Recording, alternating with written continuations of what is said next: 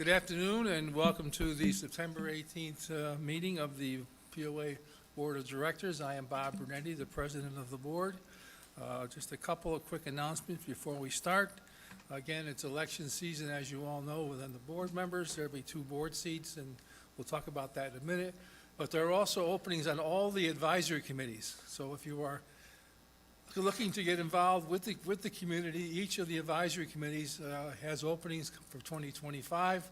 An application for the advisory committees can be found on the website or by coming to the POA office. You can get an application. So if anybody's interested in that, please go ahead and fill out an application and you will be considered for any of the advisory committees. I will confirm that a quorum of the board is present. We are 6 members are present. Mr. Groman is on vacation and not here. Did you all miss me last month? I did, Bob. All right. The first matter is the minutes from the August 21st meeting. I'll entertain a motion to accept. I move to accept the minutes from the last board meeting. Second. Okay. Any discussion, changes, admissions? Hearing none. All in favor? Vote is 5-0. I was not here, so that I will not vote on the minutes. Next is the certification of the candidates for the POA Board for 2025.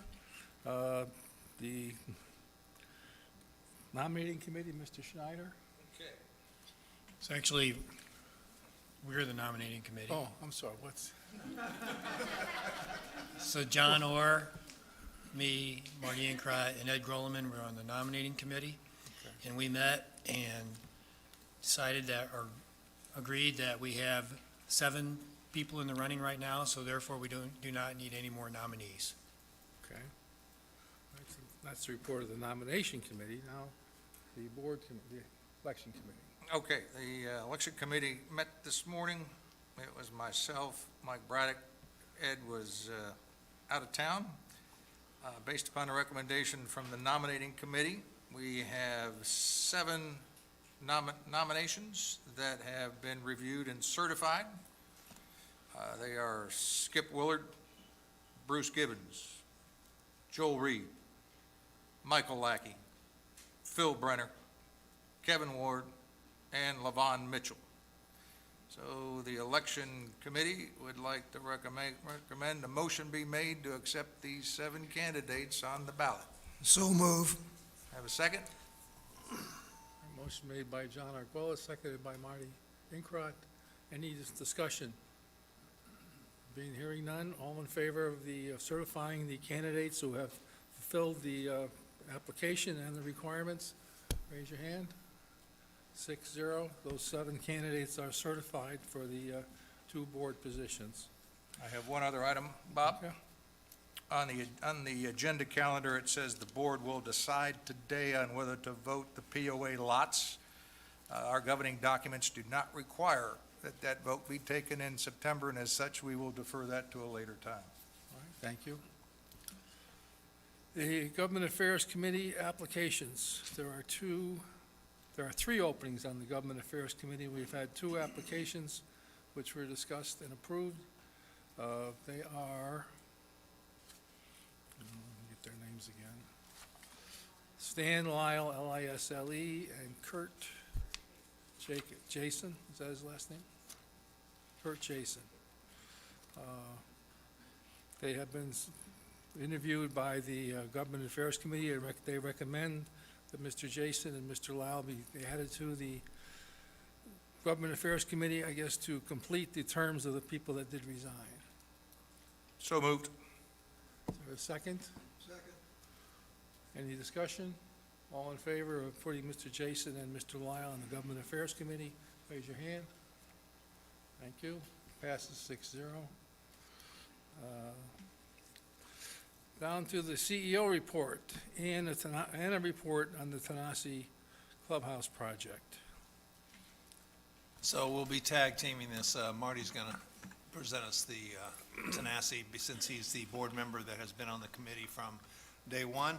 My update is going to be a little bit different in that I wanted to report on something that has to do with water and sewer.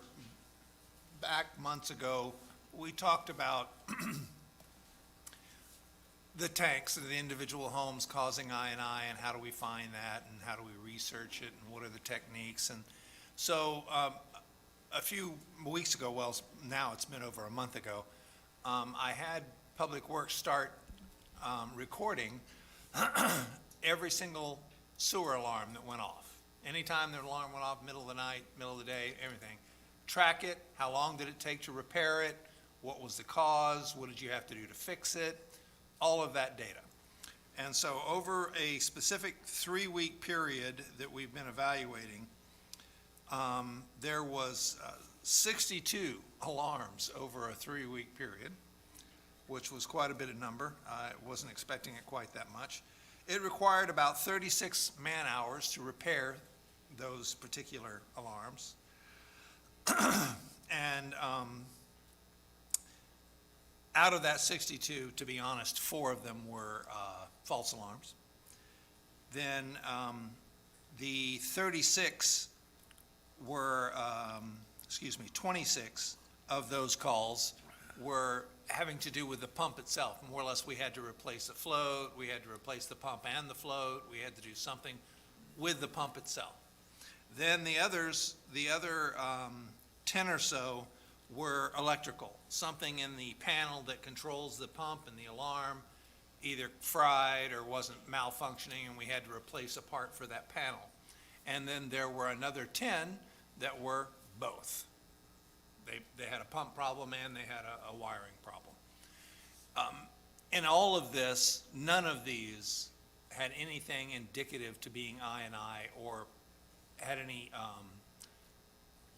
indication that I&I was involved in any way. But to be fair, during this same period of time, I think we got an inch of rain. So we don't know is the honest answer. So we're going to continue to follow this up because a couple things came out of that have, again, nothing to do with I&I, but they're still important, is that we didn't realize, I did not realize, to be more specific, that there were that many calls going on all the time, and that out of those calls, almost all of them required repair. And the other thing that was interesting is that truly there were 4 on a weekend and 4 that were after hours. So most of these happened during the day as well.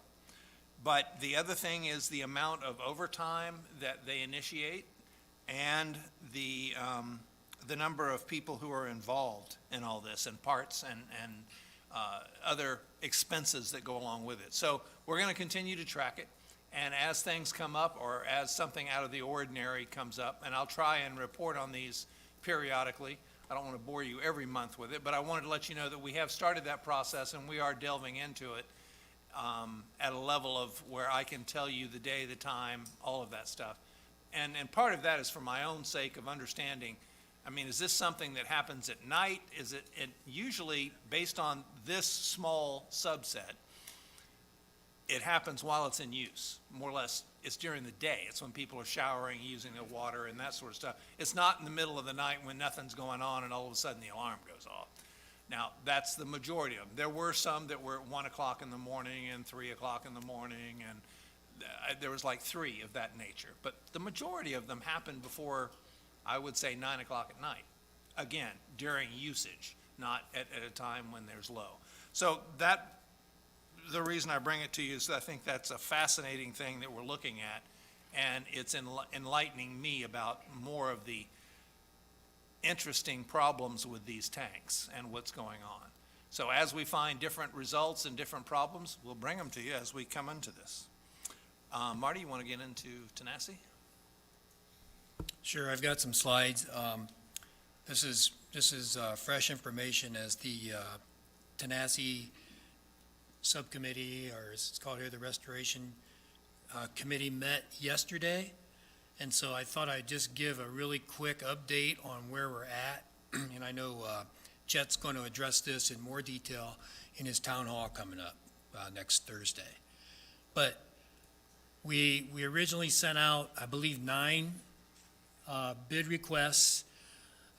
We ended up getting 3 responses, and these are the amounts that they were given. And these are not total amounts. So there's other things beyond this, and I'll show you in a further slide, that makes up probably about another incremental $1.5 million. So it's this number plus $1.5 million. So we basically said no, too high. We eliminated merit right off the bat because they were so far away, and both of the other two, we got into what we called value engineering, which is looking at their proposals and asking them, as well as some ideas that we had, what can we do to reduce the cost? So that was the next step. So out of that, next slide, please. We had some discussion with both the bottom two bidders there about what can we do to change. And this just, I don't intend to go through all this because I think Chet's going to, but we came up with some ideas of things that we could do to take some significant cost out of here. You can't see it on this diagram, but the buildings were architected to have, what do you call that framing again? Mass timber framing. So one of the things they said they could do is, well, why don't you just replace all that mass timber with steel beams, and you can clad it to make it look like mass timber in those areas that you can see it, save a significant amount of money. So we said, yeah, that's the kind of stuff we want to do. Another idea they came up with was, if we slide the building forward towards the road, if you see the orange there behind the building, that is a retaining wall. So if we'd slide the building towards the road 10 feet, we could eliminate that retaining wall and a lot of expense that goes with that. So we said, yeah, great, let's do that too. There were things about the amount of cement that's being used and all the cart paths and everything. So, reduce the width of the cart paths because that's a lot of cement. We eliminated, there was a staging area close to the parking lot on the right for carts. Said, let's get rid of that. We don't need that. And there was also a sidewalk there at the other side of that parking lot and then that temporary, or the practice screen that'll be there. So just looking for a bunch of different things that we could do to reduce the cost. After that whole process, next slide, please. This is where we're at today. So we ended up taking this, the final step, with one bidder, and that's RTC, because we felt that they could get us the closest to where we wanted to be. They're the ones that built Tokwa, and they built that on budget, and they beat the time schedule.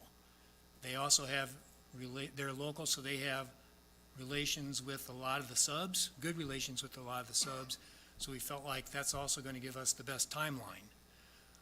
So what they came back with is they said, look, we are ready, we could take it to contract with a bid not to exceed $9.9 million for their part of the bid. Now, we still have the other $1.5 million, but so they reduced it almost $2 million with all the things that we found or identified. And so what they want to say is that's a not to exceed number, and that we'll find opportunities along the way to hopefully reduce that number even more. No promises, but hopefully, right? So that's where we're at. So by the time we add in that number and then the number for the other things, as you see below, that were not part of their bid, we're at 11.5. On the right, you see what our target was. Our target was, as a committee, our target was the insurance money plus the $7 million that the Finance Committee put in their 5-year plan for this project. So when you add that up, it's $11.3 million. So we're $200,000 at this point in excess of that target number. But we believe, we got to sell, or we're going to sell the temporary pro shop when we're done with that. So we paid roughly $300,000 for that. We're thinking we can get in the neighborhood of $200,000 for that, so that would be the difference. Plus, working with Timeless Teleco, some private funding, and then whatever other savings we can potentially get out of the whole construction process through RTC. So with that, the Tanasi Restoration Committee is recommending that we go forward. They're finalizing contract stuff with RTC now. That'll then be submitted to the board. The board will review that and determine go or no go. So that's kind of where we are today, and just wanted to give everybody that update. The big thing here too is, how would they go about doing the project? So you can see here phase 1, phase 2, phase 3. Phase 1 would be basically building the parking lot, the new parking lot. So that would be eliminating most of the current practice green over at Tanasi, except for the very bottom one. You can see in the green, that what's in the green today is the cart storage and the temporary clubhouse, along with the very bottom portion of the practice green. That would all stay in place while we're doing phase 1 and phase 2. Phase 1 being the parking lot. Once that's completed, and that'll just be, it won't be completed, it'll be what do they call, like chip, and it'll have a surface, so it won't be like driving on gravel, but they'll be able to stripe it. But once we get done with the whole project, then we'll actually put the asphalt surface on it. So that part will get done, then they'll build the building. Once the building is completed and golf can move in, then we'll move the cart storage and the temporary clubhouse out of the way and complete that area, which is primarily the practice green and the sidewalks and stuff around that area. So that's the plan. From a very high level, just wanted to let people know where we're at with the numbers, what the plan looks like. And as I said, Chet will be giving more information in the town hall, but that's where we stand right now. Any questions, comments? Just to highlight the funding, it's not been proposed by FAC, so there's always an opportunity to possibly get some debt. So this is paid over a longer period of time, so future generations of villagers have an opportunity to participate in paying for this amenity.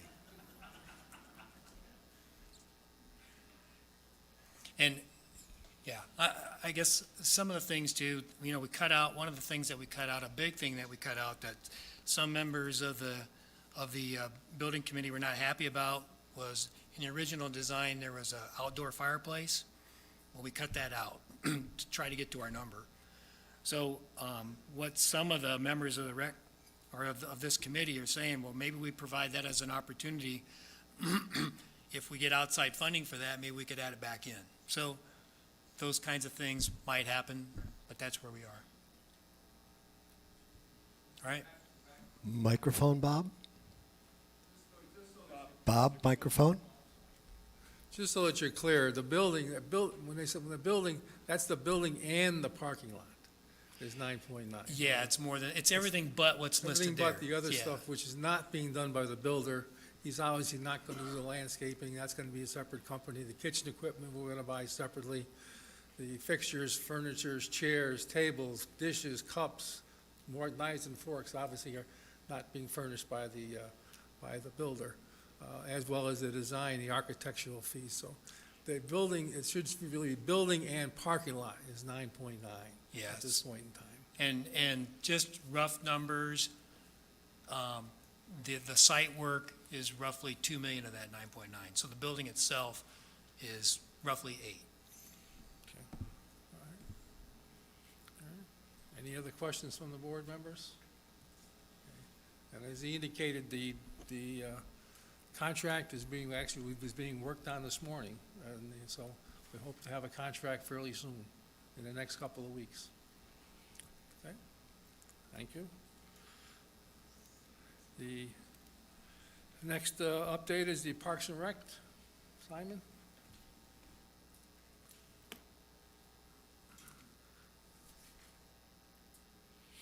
Or, not Simon. I'm sorry, not Simon. So, good afternoon. My name is Nan D'Amato, Chairman of Parks and Recreation. I'd like to thank the POA for giving us the opportunity to speak today.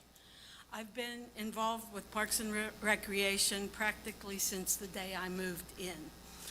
I was here when Simon first started, and he spent his first year putting out fires. Not literally, but some of you may recall lengthy conversations concerning temperatures at the Wellness Center. I have watched Park and Recreation grow into the extraordinary place that it has become for all of our residents. both at all of our recreation facilities as well as our growing outdoor space. I believe Park and Recreations to be one of the best assets in Tellico Village, with professional management and staff and well-balanced facilities that meet all of our residents' needs. Our purpose here today is to provide an update on the health of Park and Recreation, as well as our long-range plan for growth. So now I'll introduce Simon Bradbury, Director of Parks and Recreation, followed by Randy Vogel, a member of our team that has spearheaded the development of green space in Tellico Village. Thank you.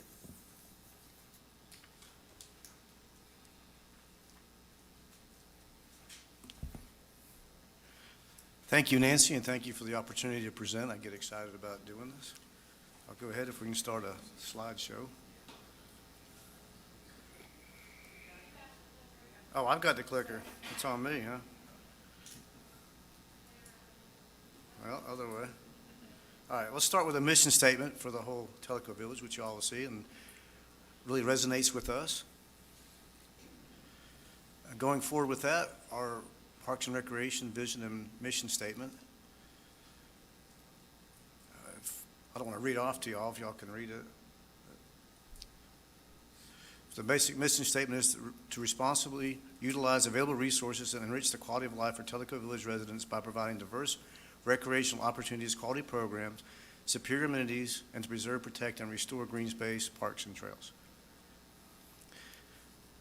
Well, there's a slide missing here. I'll go back. The other thing we do, one of the themes that we have is expand in place and utilize resources efficiently, and we grow based on stakeholder input. So I want to give a little highlight to toot the horn a little bit about the staff. We got a management team that's overseeing the operation here. I'm going to toot my horn a little bit. This is me, and this is what you're getting as a Parks and Recreation Director here. I was president of Tanasi Recreation and Parks Association for the state, about 2,000 members. Why is that good? One of the things is I've got all kinds of network with people. That's one of the values you get with me. I know all these folks across the state, and if we have any kind of issues that come up, I can call them, I can ask them, I can email them. How did this vendor work? How did you do this problem? What did you do with this situation? That's invaluable. I'm also part of National Recreation and Parks Association. I graduated from their director's school, which with that I've got about 50 folks throughout the country that we all graduated together 10 years ago, and we all keep in touch. And how do things work in your area? What problems have you had? What challenges? How did you do that? Who's your good vendors? Every time we have an issue that comes up that we're at odds about, I get a hold of these folks. And National Parks and Recreation is like 9,000 people throughout the country. It's all about, and I got a certification of CPRE, which is Certified Parks and Recreation Executive. And there's only like 3 others in the state, I think 55, 56 in the country.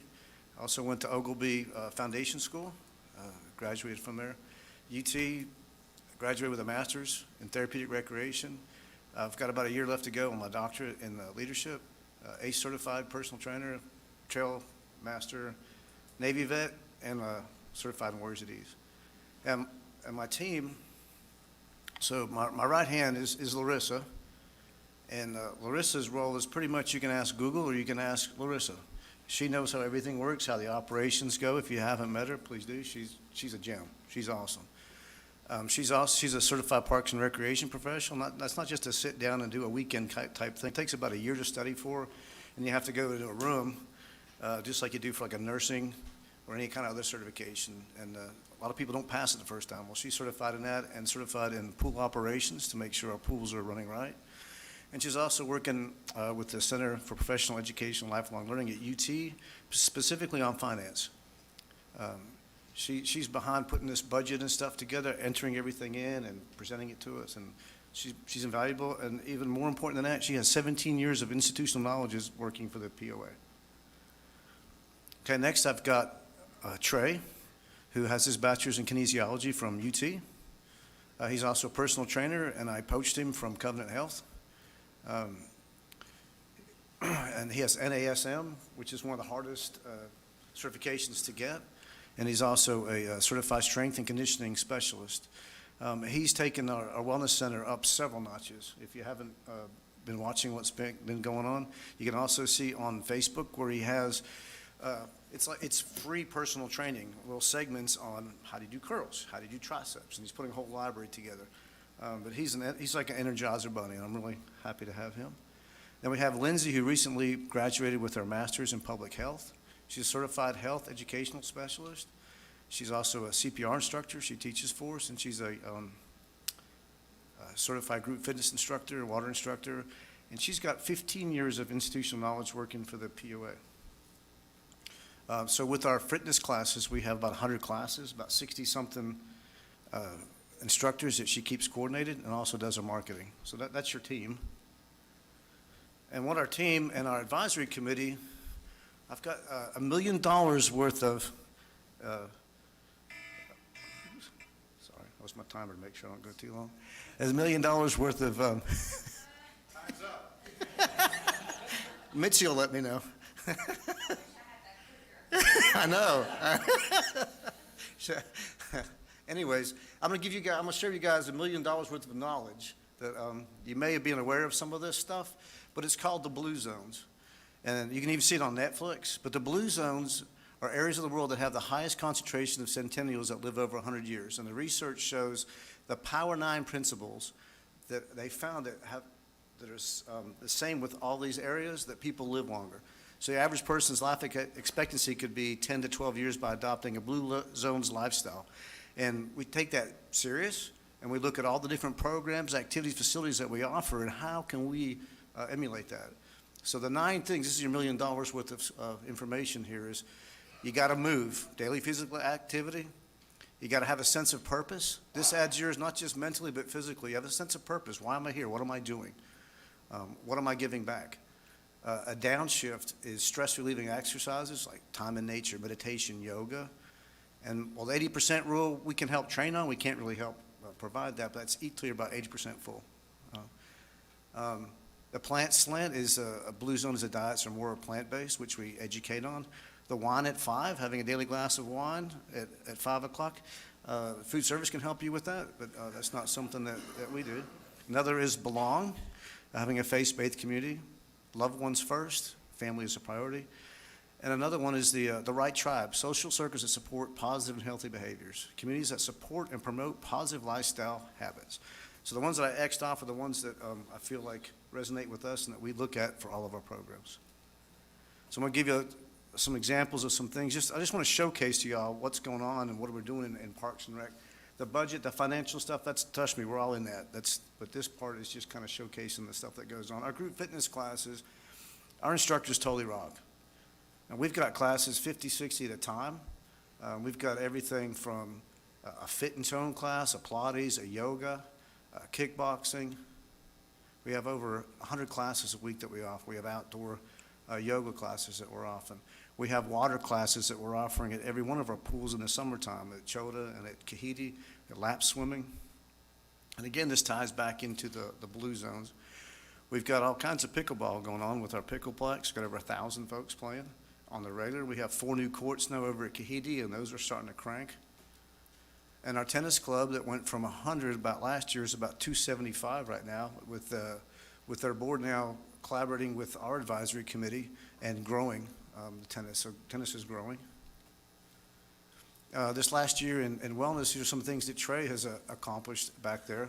One, on the corner, we have the back patio where we weren't able to expand, and thanks to PSAC for their advice on that we should probably not be looking at that right now. But I feel like it turned out really good. I'm glad that didn't happen, but on a much smaller scale of financing is putting out some workout stuff outside, and we have quiet areas that people can go to. We've got a new piece of equipment over here to your left that just got installed at a minimal cost on a small footprint, expand in place. You can get 7 people on there at the same time doing different exercises, and it's strength training, which is what they're finding. The research is showing is one of the most important things that we can do as we age is the strength training.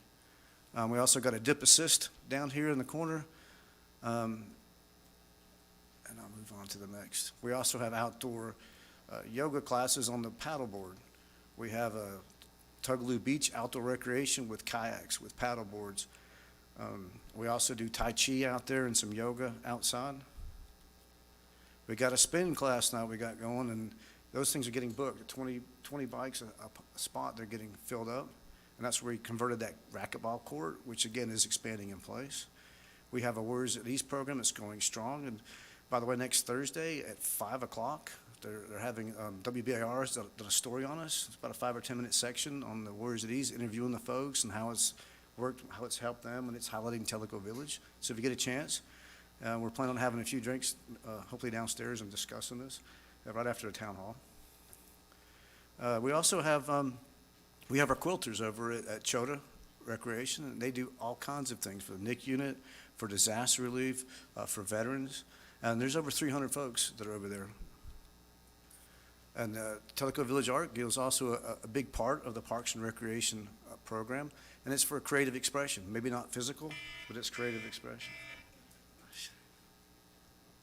Those are my reminders. We also have card playing. And again, these are social events. These are activities that get people together, a sense of purpose, camaraderie. And we even tried a little cornhole. You know, for about $1,200, we got 35 people playing cornhole on a regular on the inside. Well, Cafe is for community wellness, providing all kinds of education, whether it be from nutrition to your knees, to your shoulders, to your heart. These are all things that we're offering to the community. The biggest focus that I've got for coming up for the next, I say, I look at the first year, 1 year, 5 years, and quite frankly, we're talking about 200 years of long-range planning. And one of the biggest things that we're finding is the healing power of nature. And I'm talking about green space preservation and utilization. I feel like it's the largest, most valuable amenity, and it's minimal cost as far as running facilities and whatnot. Now, we're not the first to jump on that. I mean, you look at your golf courses and the golf programs, and they've got Audubon certification, which is a book huge. They're all over it. But now we're looking at taking our trails and our parks and making sure that we're preserving them. One of the biggest findings has been a thing called phytoncides. And these are compounds that the trees and plants give out, not just carbon dioxide. These are things that they give out that are very beneficial to humans. And these are the things at the bottom that they're finding from the research. And so that's why we're not just getting out people outside just because we want, but it's really good for your health. And we want to protect our trees. We want to protect our parks and our trails. Speaking of which, and this is something that Thomas Tellico helped us out with, and this is at Kahiti. They have, I think, 5 parks up there now that we did in common property areas that were kind of tangly looking trees and stuff, and now we're making something nice out of it. And these are just quiet, passive parks where people can go and enjoy. And a lot of folks will just walk and stop there for a little bit, or you have the grandkids in or the family in, you have a nice little place to go and sit. We have Inspiration Park, a 33-acre piece of property that we've turned into like 2.5 miles of trails with fantastic views up there. And these are some of the, this is how we, why it's called Inspiration Park, is we have folks from like 50 to 85 that are out making this. And this is a mountain. If you haven't been up to Inspiration Park, it's a quarter mile that will kick your butt. I mean, it's no joke. You should have an AED, I think Chad mentioned today, on halfway up, because it's a kicker. This is who built it. That's why it's inspiring. Every time you walk up or take a look, and think, look who did all this stuff. And Gary Molnar is the guy that built trails before I came, and he leads the charge with these guys. And he was going to be here today, but he's like in his 80s, and he's taking some time to relax. No, he's in Greenland and Iceland right now on an adventure for the next month. He's an amazing person. So anyways, on the trail building, this is where we were at. So for the past 8 years, we've been building trails to get people out into nature, and it stays, instead of being invasive in nature, we're becoming part of it. So a lot of people can't even tell we got trails here, but we're maintaining them, and there's 30 miles now. The next step now is preserving it and getting people out. So you'll see things about nature bathing. Everybody says, what is this nature bathing stuff? And this is what yoga was like 30 years ago. They're like, what is this weird yoga stuff? Nature bathing is getting people outside into the green space. It's so much benefit for your nature, for your body, for your mental health, and that's why we're pushing green space. And so after we had all these trails and stuff built, we're maintaining them, the next phase is how do you take care of them and preserve them? And Randy's going to talk to you next about the green space initiative and how he's preserving our forests. And these are, again, these are volunteers. This is a wild bunch now that he has that are out here planting the right kind of plants. So you'll start seeing some of these along the trails and the parks. And this is our gang leader from the Wild Bunch, and this is Randy. So with that, I'll let Randy speak. I'm sure you leave a picture like that up. Thank you. I won't take much of your time. I just want to make sure that I echo some of the things that Simon said, and that is that the green space that we have here at Tellico Village is just such an incredible, valuable amenity. I mean, it not only provides beauty and increases property values, but it does a lot of other things also in terms of ecosystem services. Trees and plants, as we know, take in carbon dioxide, give off oxygen. But even more importantly, in my opinion, is the green space that's here in Tellico Village and across the lake is the single most important factor in keeping our lake clean. The water quality in that lake is good mainly because of the green space that we have. So we need to continue to preserve and protect it. Now, it does need some help. There are some areas in some of these forests where we don't have a good ground cover, don't have a lot of shrubs in there. All of those things help bind the soil. So that's part of what the Green Space Initiative is about. It's about restoring the ecological health of these forests, which overall will improve their longevity. One of the things that we've been talking about in our advisory committee meetings is really putting a push on to start getting people out into nature. As Simon said, it's something that's free. It's a free activity, and the benefits are amazing. I'll just mention very quickly that just in the past couple of years, there were 2 studies, one done interestingly in the Netherlands, one done in Japan, and both of them found the same thing. And that is that people that regularly go out into green space, go out and be a part of nature, have better overall health and, interestingly, lower mortality rates. So there's a lot of reasons why we should consider ourselves fortunate, a lot of reasons why we would pay attention to our green space, make sure we preserve, protect, and restore it. So with that, I'll quit. Thank you.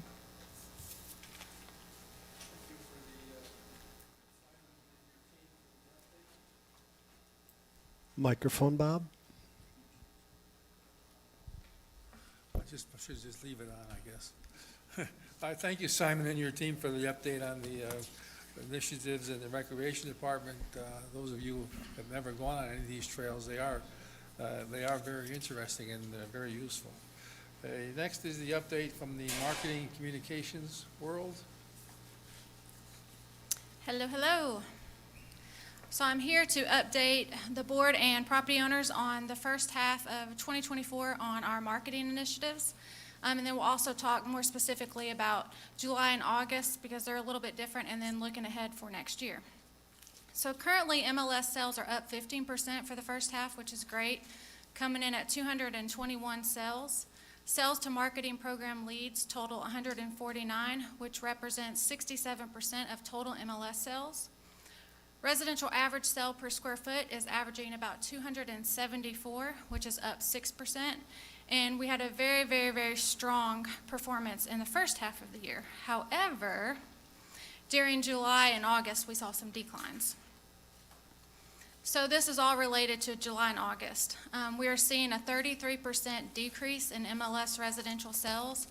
July alone was 22%, and August even greater at 44%.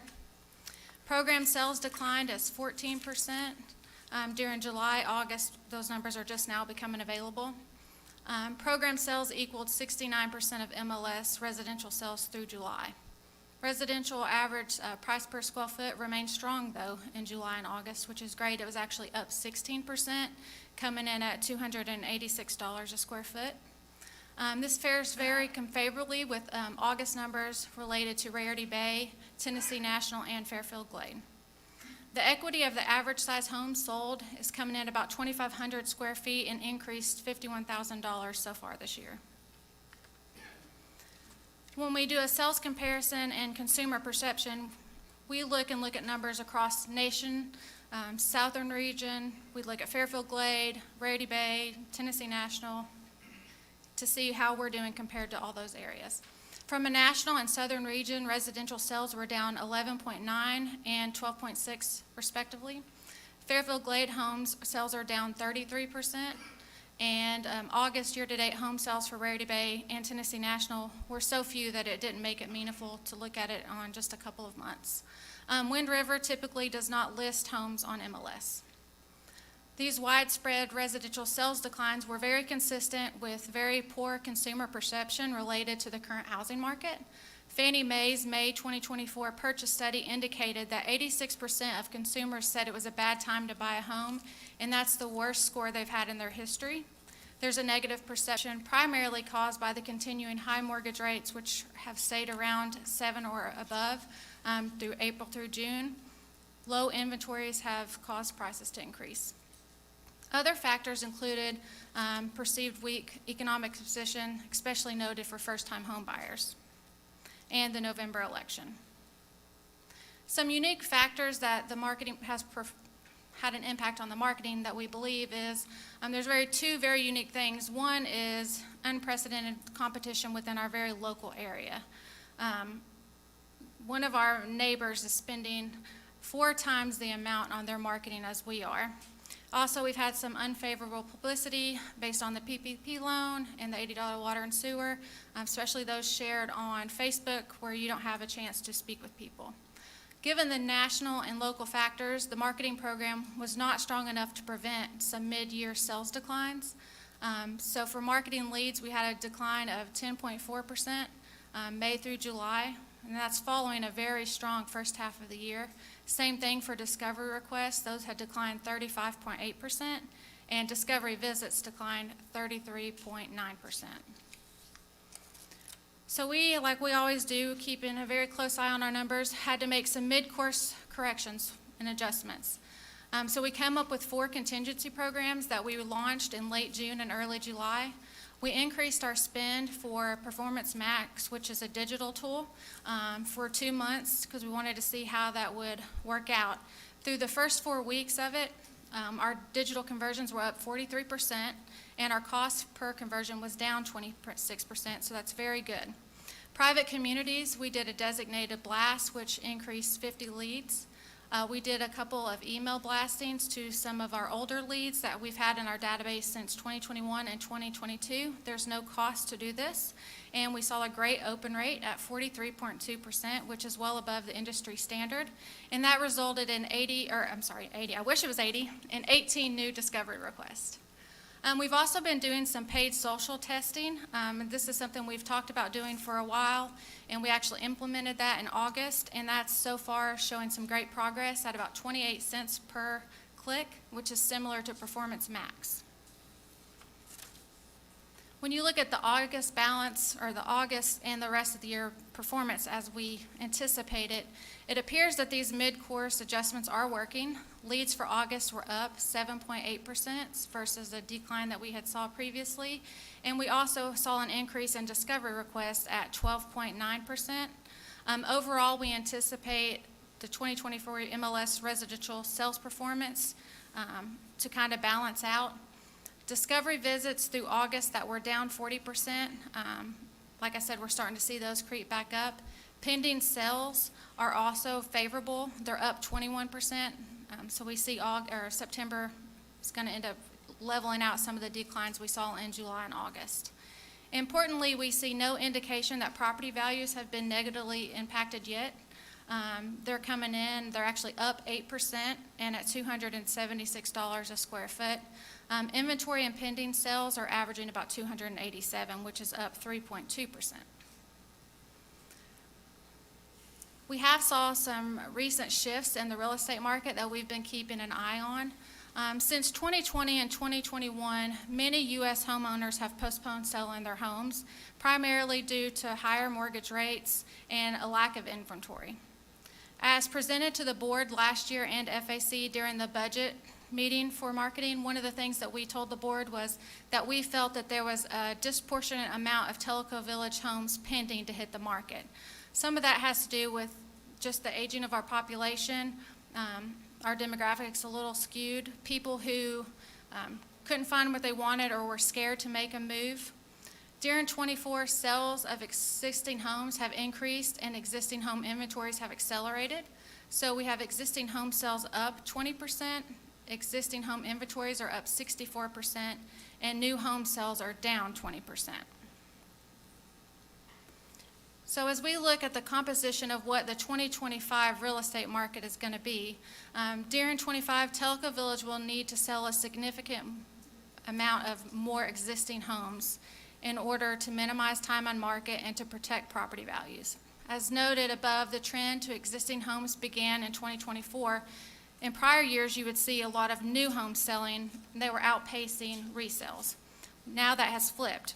And existing homes, so that's resales, have increased 65% of total MLS sales, and it currently comprises 2/3 of both MLS home sales that are pending and in current inventory.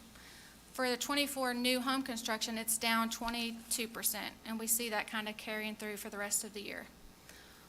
Moreover, marketing projects that Tellico Village homeowners have delayed placing about 165 homes on the market since 2020-2021.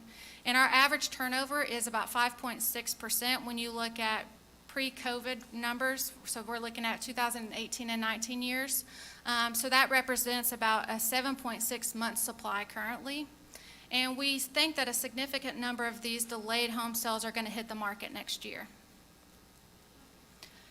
So as we look at the remainder of this year and then projections for next year, we feel that 2024 is going to end up being pretty comparable to last year. We're going to see new home sales are going to be down about 20% by year end. Existing home sales will be up about 20%, and total home sales in the village should be about 3% better than last year. On the low end for 2025, we expect new home sales to stay down about 22% and existing homes to still increase about 20%. Overall, we see about a 6% increase in sales. And on the high end, if half of those 165 that are delayed enter the market, then we think it's going to be a lot more. New home sales at 22, existing at 31, and total overall sales at 14. So, some of the factors influencing the consumer demand, there are a number of overarching factors that could influence the housing perception. One is the federal interest rate, which unfortunately we do not control. And supposedly today they're going to announce if they're going to reduce. Did they? Woohoo! So it's a half point, so that's good. So hopefully we'll see reduced mortgage rates, which will be favorable. Overall, the economy, inflation, soft landing, recession, elections always have an impact on people's decision to purchase or move. And then there's always this escalation of war. You know, there's like lots of things going on in the world that can impact the consumer demand on moving. A strong marketing program remains the only way for property owners and the POA to directly influence Tellico Village sales and property values. And that's always been the goal of the marketing program. That's why it was started, is to build awareness of Tellico Village's brand, its unique appeals and benefits among national, regional, in-state, and local target audiences, to influence the sale of Tellico Village homes and lots. So as we continue to age, we're going to get more and more resales, and we have to have the people that want to buy here.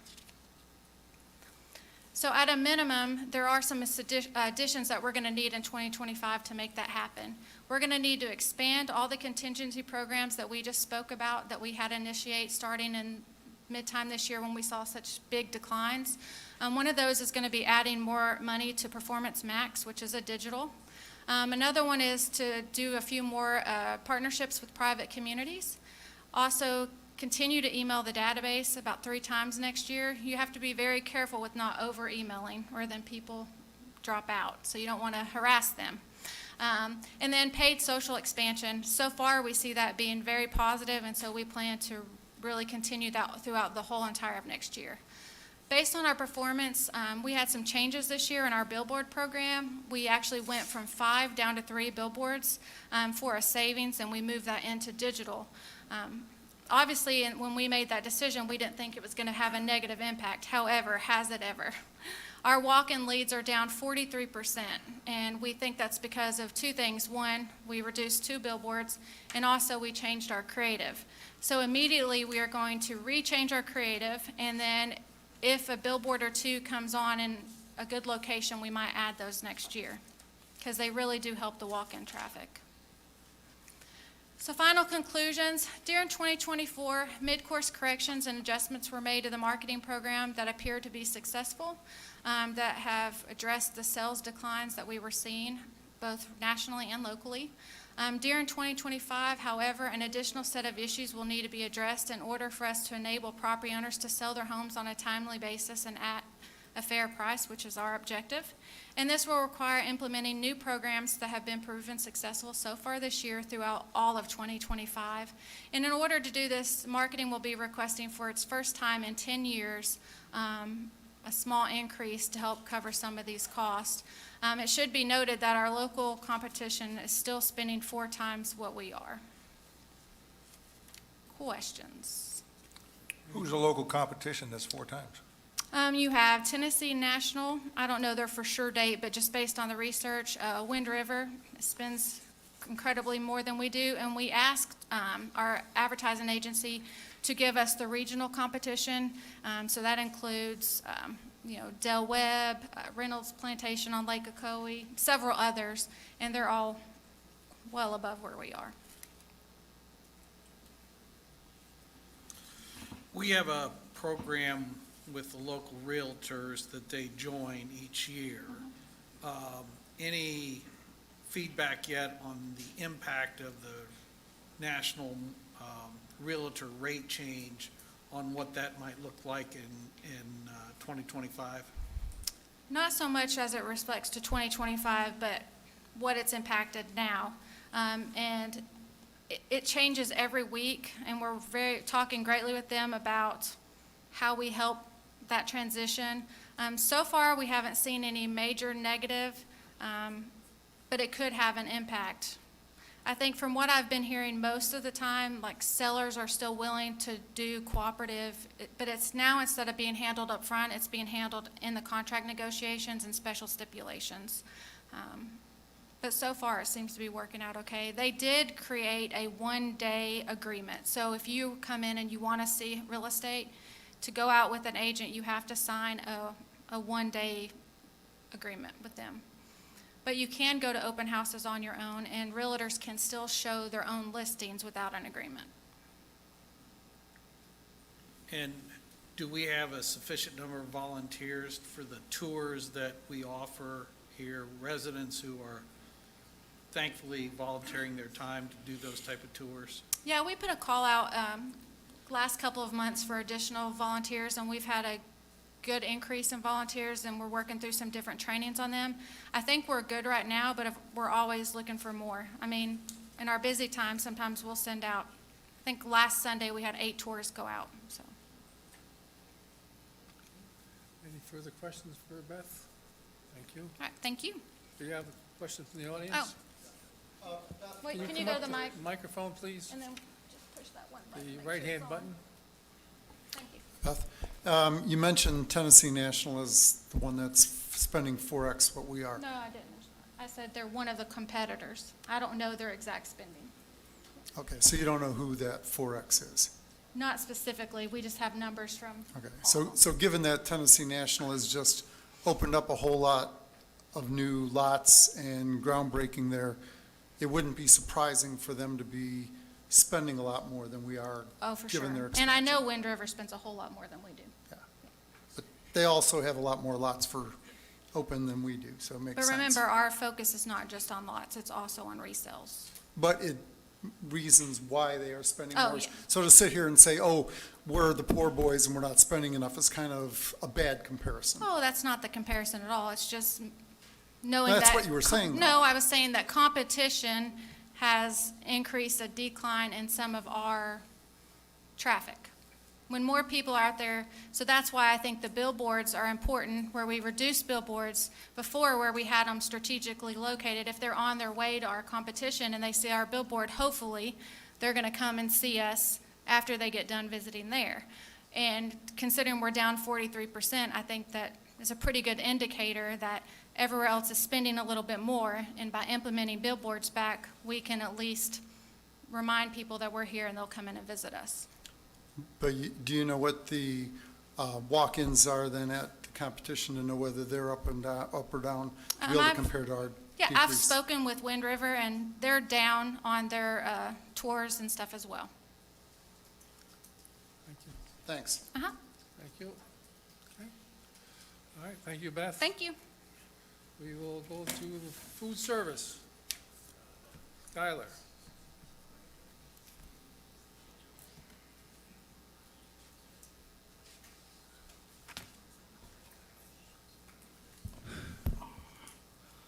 Gentlemen, how we doing? How we doing?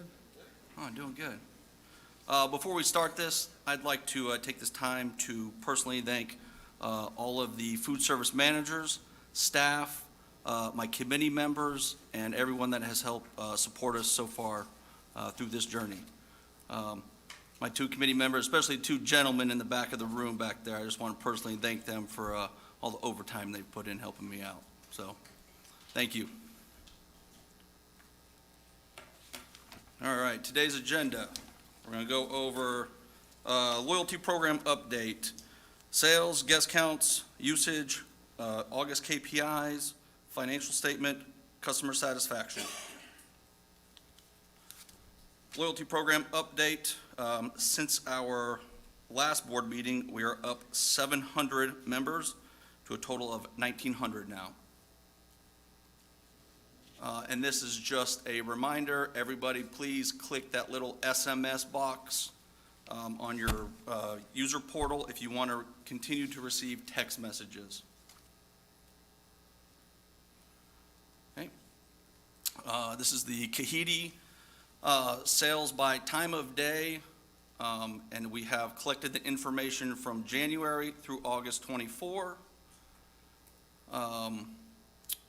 The top right there, you have the monthly average, breakfast 4,800, for Kahiti, lunch 33,000, happy hour 18,000, dinner 12,000.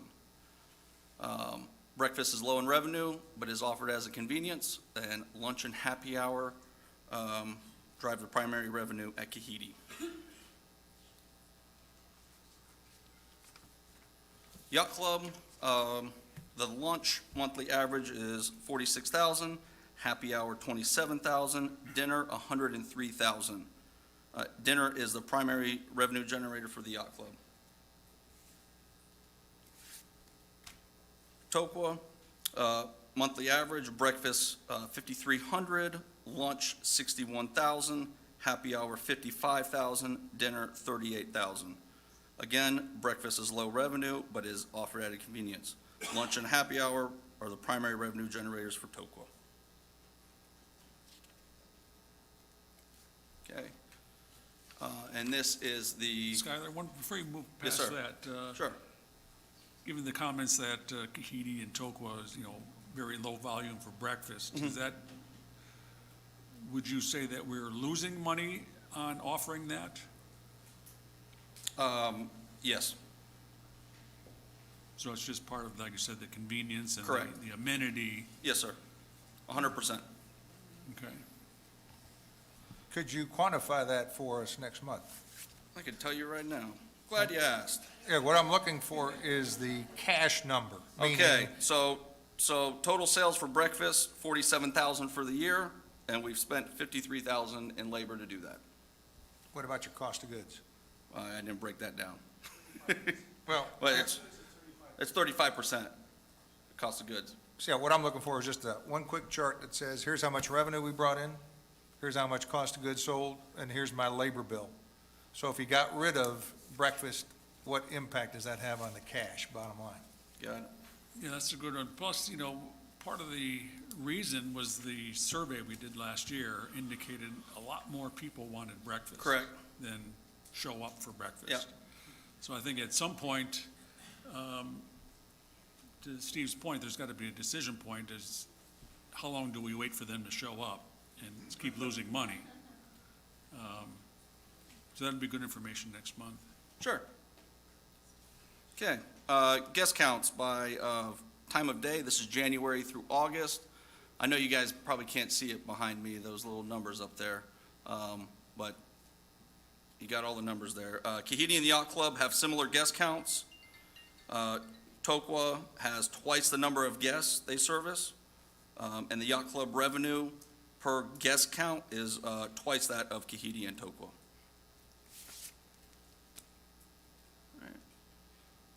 Here is some, the pavilion and the Yacht Club banquet usage for August. Tokwa brought in $15,000 down to the pavilion and had a guest count of 1,300. The banquet room downstairs at the Yacht Club had almost 29,000 in revenue and did 3,000 people. And then I broke down the turn check there. Okay. Do we not have the data for the pavilion and the Yacht Club banquet prior to June? Yes, we do. I have to manually count everything, but yes, I can do that. That might be helpful later this year, Sure. just to get an overall No, the perspective. pavilion does not, because when we updated the software, we created the pavilion sales code. Before, it was just all bundled into dining room sales. So, no, I do not have that for the pavilion. Okay, For the Yacht Club, yes. okay. Ooh, and I knew you were gonna ask that, guy. I had And- it all broke down too. And the turn shack, is that something that you intend to continue? It is offered as an amenity. We'll probably shut it down in November and reopen April 1st. Okay.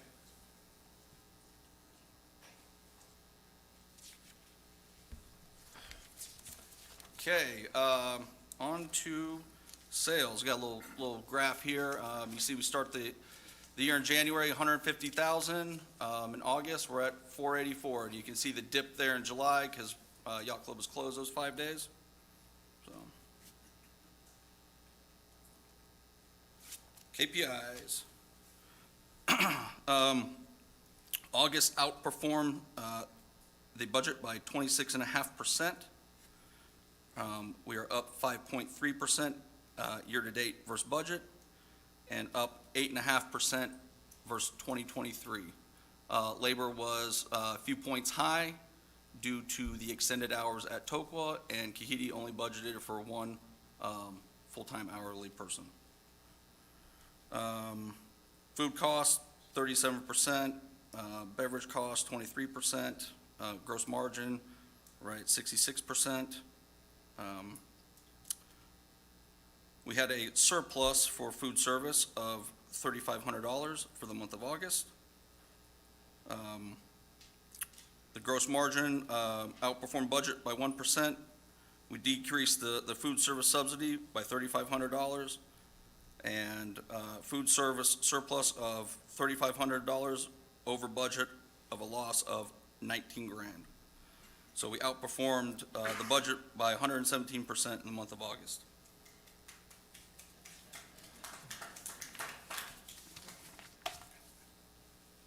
All right, here it is broken down by restaurant. Kahidi outperformed the budget by 23.6% in August. Year-to-date, they are outperforming the budget by 17%, and we are outperforming the subsidy by 15.6% for Kahidi. Angie and her team are doing a fantastic job out there. Yacht Club, for August, we outperformed the budget by 21%. We are down 2.4% year-to-date budget, and the subsidy is at $52,000 versus a budget of $20,000.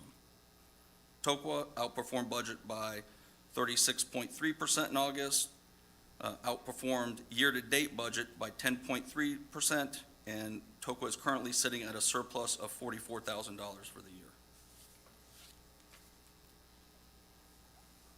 Okay, so all three of them bundled up there.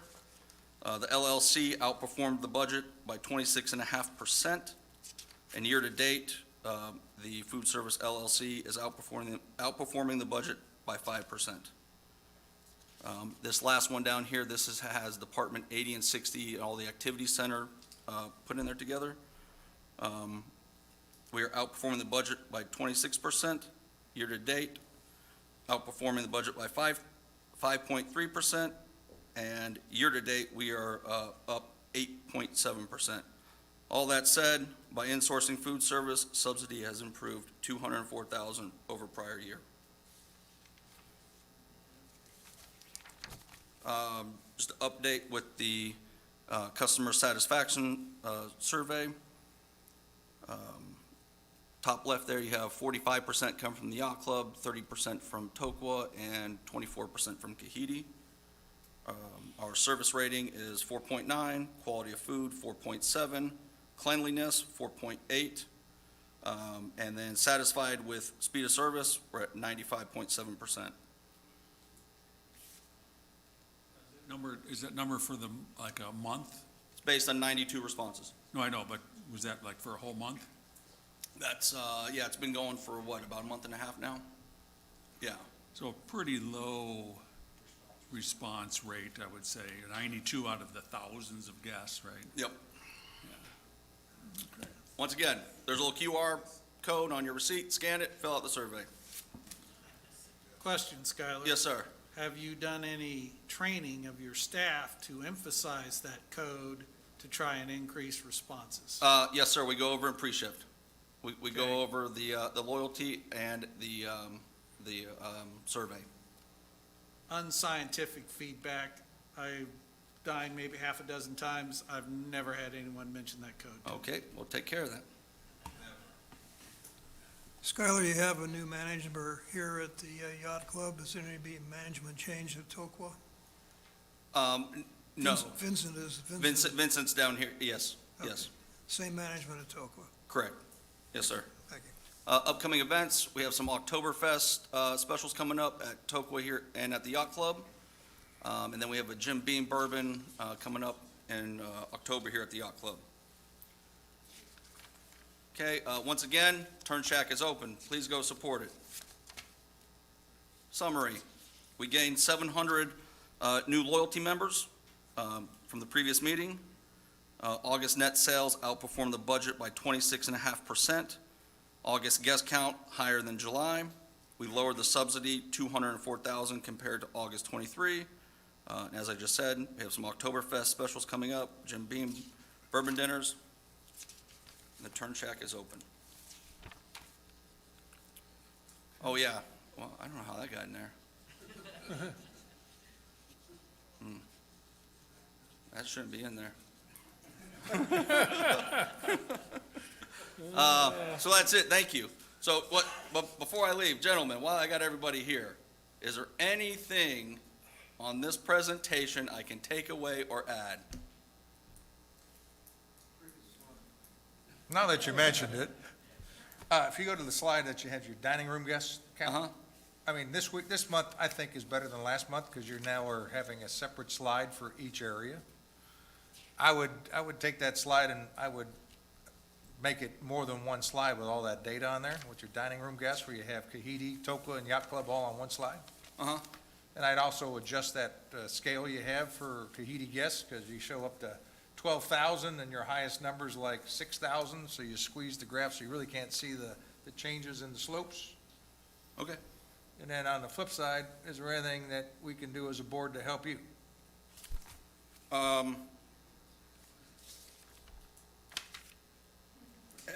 You want me to get my list out?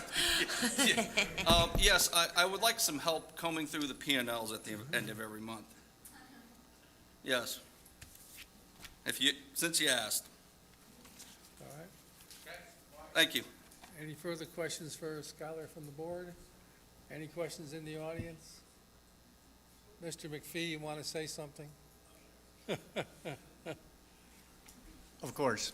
So I have a couple of comments. One is on breakfast and does it make money or not.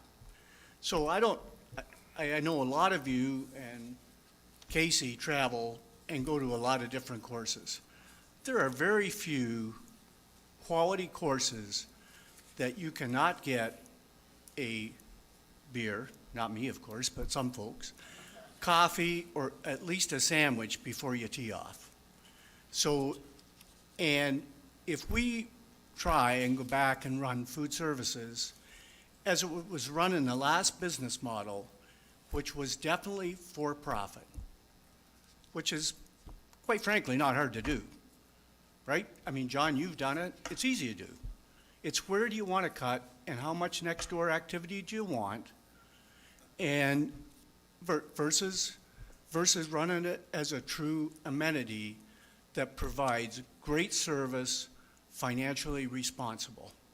So that's a goal. So we'll go back and do the breakfast, and part of it is we're still trying to get Little Italy back, which we haven't yet, absolutely. But having the open at 7:30 for tee-off times for grab and go is very low cost. So you're kind of asking two different questions in one. It's a grab and go during the weekdays that are open for coffee, beer, a sandwich before you tee off, or trying to offer the full breakfast and get that back. And we continually evaluate that. But I guess from a board standpoint, you got to decide, because hell, we can cut costs easily. That's not hard to do. I mean, Steve, you know, it's easy to do. But that is going to suffer the amenity we're trying to provide and the customer satisfaction. And if you look, I think all of the metrics, people, the customer satisfaction, people normally fill those out when they're pissed, right? Very few people say, hell, that was wonderful. So the fact that there's very few responses is a good thing, I think. And that they're positive, overall, I think they are positive. So again, we just, as a committee, and we all work for Skylar, just need to clarify, we think we know what our mission is, but if it's going to change, we really just need to know that. Thank you.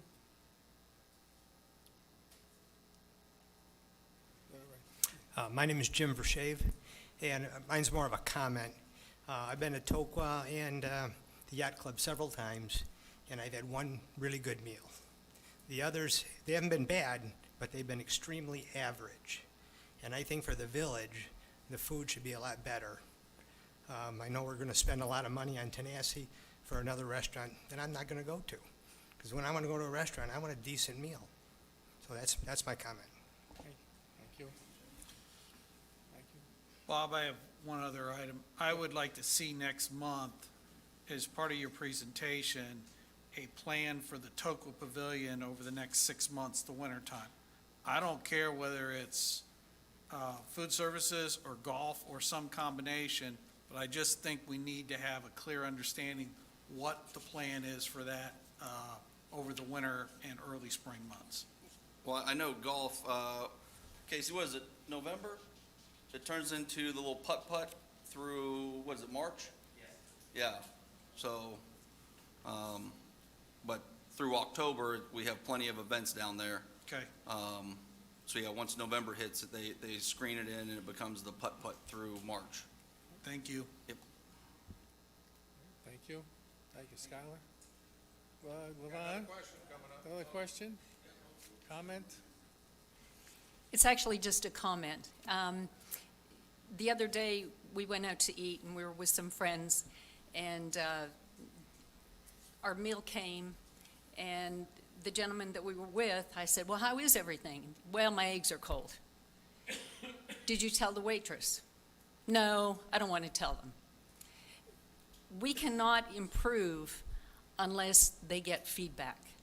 So I'm just imploring everybody out there who eats at our restaurants, if something's not quite right, they do want to fix it. So I'm just asking, please give them your feedback so that they can improve. Thank you. I think now you're finished. Next matter is the city comparison agenda. Mr. Orr?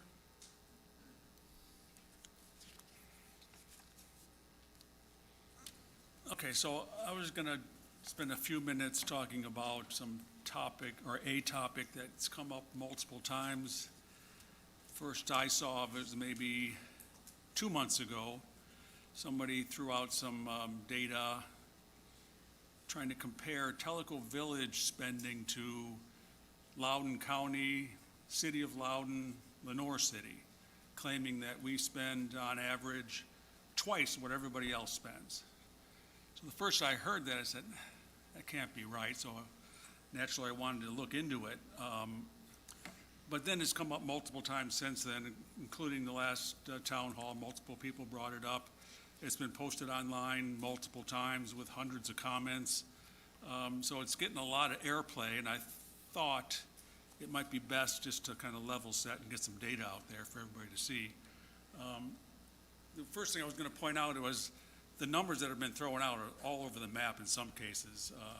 I just pulled a few of them. Obviously, people that come up to me and talk face-to-face and try to question me about these numbers. I'm not recording the numbers they're spewing, but the ones that were in writing, you can see that they're kind of all over the map with either the spending numbers or the population they're trying to compare it to. So what I did initially was, let's just go out, get the information right from the source. I show you where the source came from. All the municipalities run on a fiscal year basis from July 1st to June 30th, and we run on a calendar year basis, but that's splitting hairs. But here's the actual operating expenses, and for the cities and the county, it's their general fund. And I'll talk a little bit about what that means, but so yeah, if you look at just at this cherry-picked data, yeah, we're spending a heck of a lot more than these other municipalities. Now, Loudoun County is a whole nother animal. It's not even apples to oranges to try to compare Tellico Village to Loudoun County. It's, apples and potatoes. It's not even a comparison you really want to make. But I think, comparing us to the other cities, it might be a valid exercise. But, even taking face value of these numbers, take a step back and look at a slightly bigger picture when you include revenue and those same expenses and what the net bottom line is for these different municipalities and what kind of debt are they running. So it kind of paints a slightly different picture just taking the high level view. We're budgeted to put $7.6 million into reserves this year, whereas Loudoun County and City of Loudoun are running deficits and running up debt. Lenore City operates primarily on a balanced budget. You can see the level of debts the last time they posted it. For some reason, I think it was Loudoun County hasn't posted their debt schedule for like 3 years, so I'm not sure where they're at today. But anyway, so that's just a higher level face value. But really, if you want to compare it now, you really have to look at comparable numbers. Now, one thing that these cities and county have that we don't have is law enforcement. That's a big number for them. They have a judicial system, health and welfare programs for their community. We don't have that, so you have to back those numbers out of their spending. And likewise, we have a lot of stuff that they don't have. They don't have 3 golf courses. They don't have 3 restaurants. They don't have a wellness center. And our entire utility cost is built into our operating expense, whereas everybody else has a separate utility board, if you will, like LUB, that's completely outside of their general fund. So to try to get something close to comparable numbers, I made these adjustments, and this is what you end up with. We're pretty much in line with Lenore City. Very similar population, our cost is slightly higher. We run about 12% higher than Lenore City and City of Loudoun average. Again, Loudoun County is a whole nother animal. They've got the general fund, which is basically their administration. Then they've got 18 separate funds, if you will, that pay for almost everything else. Like all of their road expense is on a whole separate fund that's like 90% funded by the government, state and federal funds. So they've got all these other funds that take care of parks and rec and roads and you name it, that aren't in their general fund. So that's not a real good comparison. So you can see that, we're slightly higher, but the one thing that really stands out, if you look a little bit deeper, is what we spend on road maintenance. Lenore City budgets $300,000 a year for road maintenance. They've got more roads than we do. We figure all the residential roads. All three of the municipalities get a fair amount of grants. They get sales tax, gas tax, all those kinds of things that help offset. And that's part of their revenue too, to be fair. But yeah, on average, we're 12%. It equates to about $100 per person per year. We spend, on average, about $2 million a year maintaining our roads. You saw this year, we just repaved the entire length of Tokwa. That's a big number. And we do our sealing every single year to keep our roads in good shape. Like I said, in contrast, the Lenore City budget's $300,000 a year. And I've got a couple pictures here. I just turned down a random residential street in Lenore City, took a couple pictures. Same thing in City of Loudoun. And again, you could probably do the same thing, drive down any one of the residential streets. Obviously, the main roads are maintained. They probably get, federal funds to do that, I would imagine. But and here's Tellico Village roads. So the point I'm trying to make is that we could be, I think I figured it out, it was like 6% lower than City of Loudoun or Lenore City in our spending by simply adjusting our road maintenance schedule to be double Lenore City, and would put us well below both of those cities as far as spending. So, we could spend a lot more time going on every nitpicking detail. I just took out the big numbers, like I said, to try to get to something comparable. But just wanted to kind of level set it that we're not spending double what everybody else spends, and we've got huge opportunities to cut our budget in half. Because, we've got a lot of spending when you got $4.5 million of golf course revenue, $4+ million of restaurant revenue that takes money to run. So that's going to naturally increase our operating expenses. And of course, $11 million of utility revenue that has, 90% of that plus is operating expense. So those really skew our numbers that aren't in the comparable numbers. So just wanted to spend a minute and get that out there. Yeah.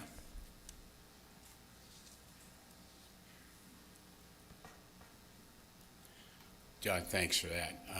I think, my name is Mark Warner, I'm at Bealacqua.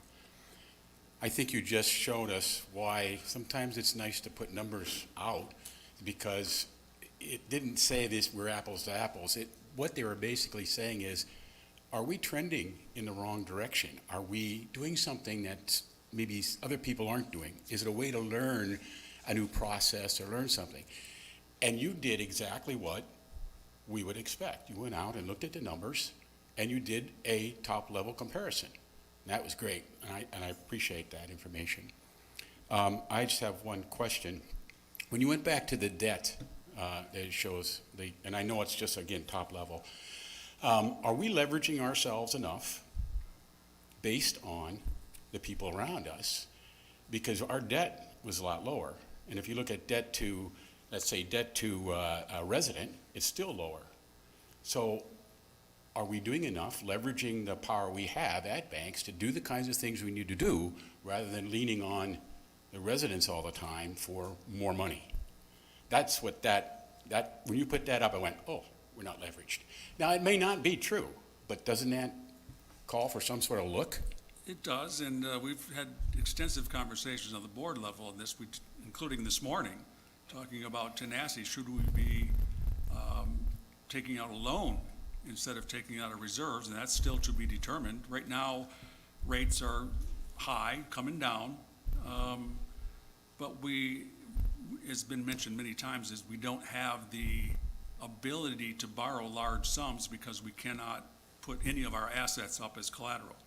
It's got to be only a good faith loan is the only thing we can get, a handshake loan, because we can't collateralize anything according to our governing documents. So we're somewhat limited. We have a bank that's willing to work with us, to a certain extent, and we'll continue to leverage that. Yeah, I would think based on our history of getting a loan or having debt, paying it off early. We paid our wellness center debt off early. Our actions in paying back debts has been very, very good. Mm-hmm. And I would think any bank that would look at our overall, call it reserves, resources, whatever you have, would be happy based on that experience to at least give us a look-see, give us partial debt or partial relief through debt. So I don't know, I'm sure you're looking at it, and I appreciate that. I'm, for one, in favor of getting a loan on Tanasi rather than depleting our reserves to build that. And like Steve said. Future generations need to participate. Yeah. I am too. That's the best way to do it. I am too. It worked great with the Wellness Center. It was a fantastic deal with the Wellness Center. And didn't we just pay off Tokwa too? Yeah, we did. Same deal. It was early. Same deal. So we have a great reputation in this community for paying off our loans early. We should be a good risk. Right. And the debt we have right now is at a much lower rate than what we're getting on our reserves, so we would not want to pay that off early. But yeah, as rates come down, it becomes a much more viable opportunity. Any further questions, comments? Okay, thank you. Thank you, John, for that. Water and sewer infrastructure fee policy. Who is going to handle that? Judy, I guess. Judy, you want to come over here? Oh. Since you're up next anyways for the finances, you might as well do everything at once.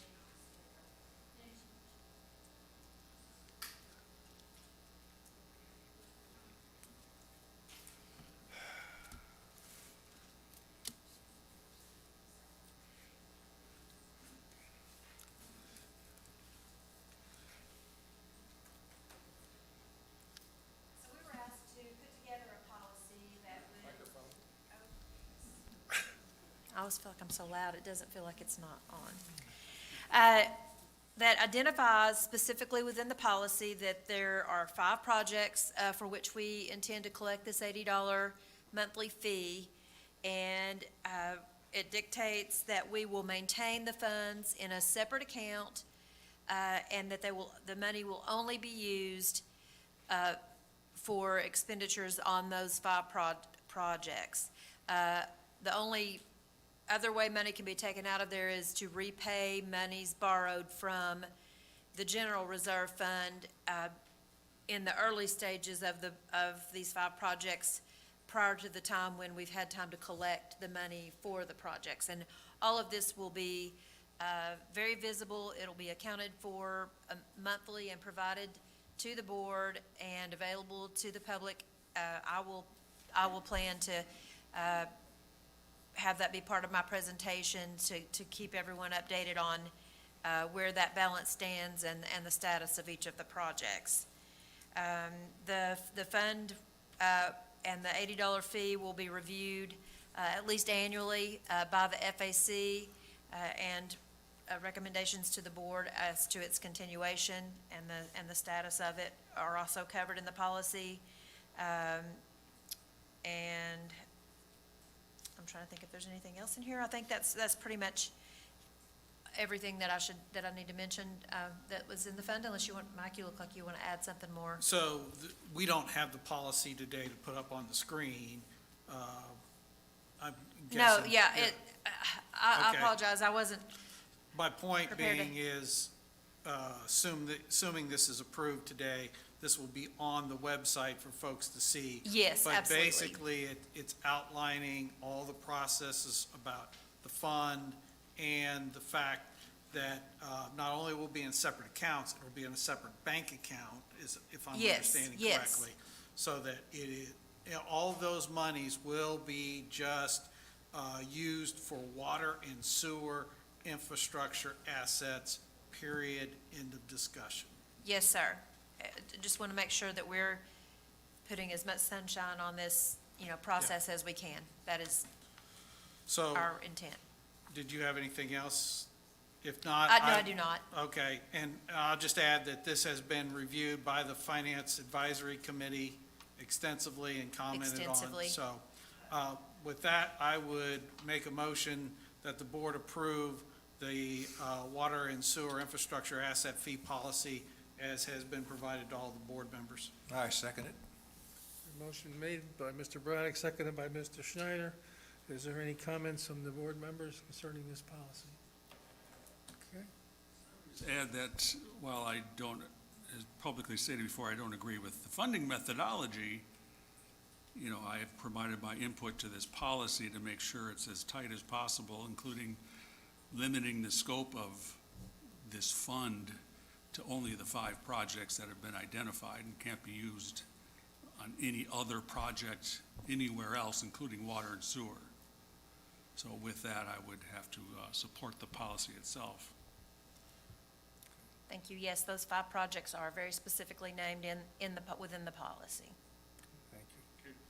That answers my I'll just- question. I just wanted to make sure from what John just said, that it's, because you said water and sewer infrastructure as opposed to the policy. So, yes, They are and specifically listed. at the end of the day, those 5 projects are listed.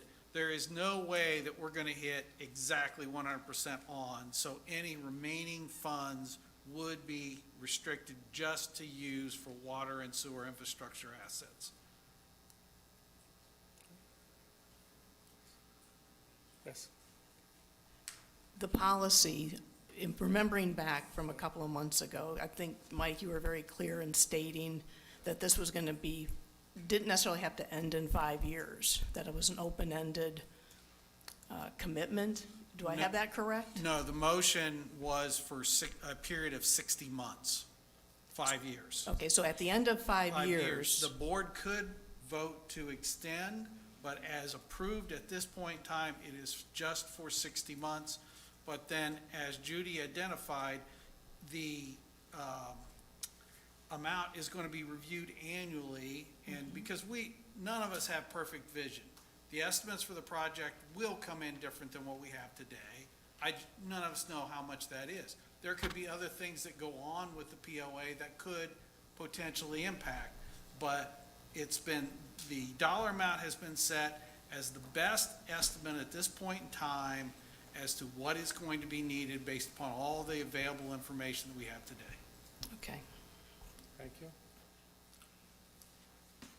Seeing no others, all in favor of the policy as stated? Thank you, vote 6-0. The August financial report and capital projects. Okay, rolling right in. Oops, I always go the wrong way. Right. Every single time, 100% of the time. It's just not intuitive for me here. Okay. This is basically some dates that are provided for our budget calendar. I showed these last month. We are planning October 21st through the 23rd, our closed FAC workshop meetings in the morning on each of those days. We will have our public board presentation and review of the budget open to the public on the 7th, and then the budget will be officially voted upon at the November board meeting. Looking at our balance sheet,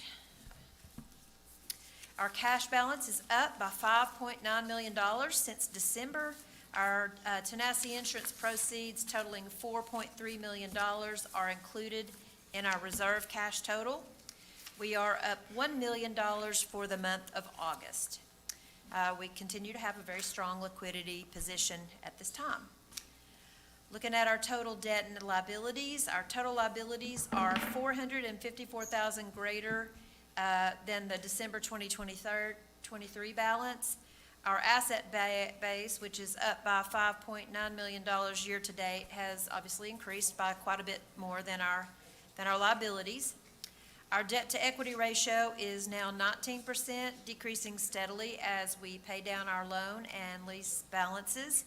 And again, that's an improvement. That's the direction we're going in right now with low interest rate loans, and we will always continue to evaluate opportunities to better leverage our position considering investments and interest rates at the time. Their balance sheet highlights over on the right-hand side, accounts receivable and allowance for doubtful accounts. The health of our accounts receivable remains strong. The quality of our receivables has improved since December from 59% to 47%. That's the ratio of the allowance balance to the accounts receivable balance. Information on suspended accounts is below there. The balance due from suspended accounts is down for the month and year over year. The current balance of $958,000 for August 2024 represents 53% of our current accounts receivable balance. Suspended accounts are those that are more than 90 days past due. So that's and most of those are deemed collectible. Balance is, let's see, unearned, I'm sorry, I'm looking at unearned revenue, is $5.9 million. That's down about $243,000 from July. That's still up $948,000 year-to-date. And you can see the composition of the balance on this slide. The utility assessments represent 49% of the current total. Overall, this snapshot shows that we have a healthy position for our liquidity, our accounts receivable, and have controlled debt levels. Looking at our cash position, here's you can see that we have $4.3 million in total for our Tanasi insurance proceeds, and that we have unrestricted reserves totaling $19.1 million.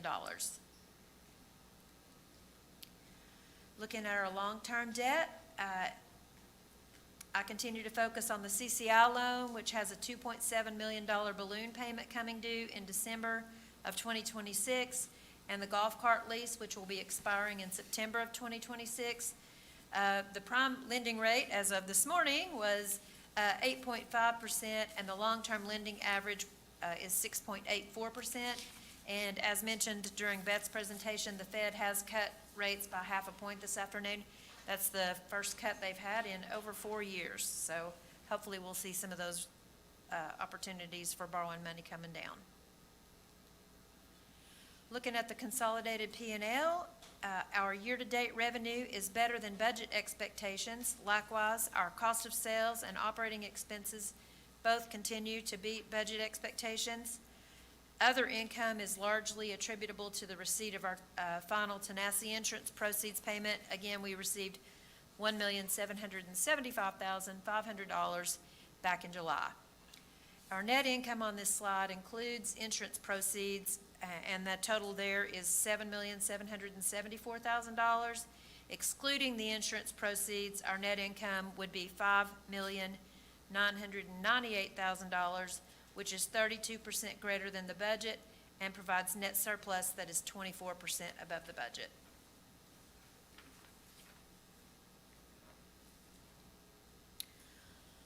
Looking at our revenue through August, the total revenue is $27 million, which is slightly better than the budget expectations and 27% greater year over year. August results alone were 7% better than budgeted expectations. Some departmental contributions. Golf revenue exceeded the budget by $174,000 year to date. They are up 9.7% year over year. August results were $109,000 better than the budget, and daily member and guest fees are driving those variances. ACC revenue is $331,000, or 54% above the budget year-to-date. They were $15,000 below the budget for August alone. 129 new permits to date versus a budget of 117 permits, and for August, 11 homes were permitted versus the budget of 20. So things have slowed down a little bit in August. Food service revenue is $163,000 better than budget year-to-date and $101,000 better for August. The utilities department, and that's water, sewer, and our utility tank installs, or $49,000 under the budget year-to-date, but $30,000 better than budget for August alone. And the addition of food service is the biggest driver to the variance year over year. Looking at our cost of sales, with variable costs, we're very controlled. They're on target with the budget and in line with revenue. And this can be seen by looking at our gross margin, which is 82% for both actual results and budget expectations.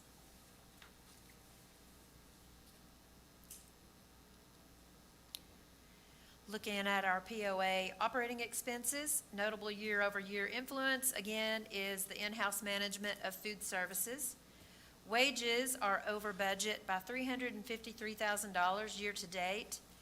84% of the wage overrun is attributable to food service, and a large portion of that is unbudgeted manager wages. Benefits are over budget by 12%, and some of these expenses were greater than were planned in the budget. We are still under budget for personnel, marketing, materials, and operating supplies. Drivers to these variances in these categories include unspent software money in the water and sewer department, unspent funding for small tools and equipment over several departments. Gas and diesel fuel expenses are also under budget, and marketing has some unspent funding in village marketing, discovery tours, and public relations. Looking at our maintenance, services, taxes, and insurance, they are all under budget and could result in year-end savings. Some contributions to these variances include emergency water maintenance expenses, as of yet unspent and hopefully will remain so, $151,000. And within the sewer department, we have unspent budgeted funds for building maintenance, sewer line maintenance, and equipment maintenance. That's $61,000 collectively. We are over budget for maintenance of common property pertaining to trees by $57,000 year-to-date. Services are under budget by $327,000, attributable to as yet unneeded sewer emergency contract labor of $317,000 and unused road maintenance contract labor of $38,000. The taxes are under budget by $72,000, and this is the food service liquor taxes, which are being passed through directly to into the drink prices, which is customary for the industry.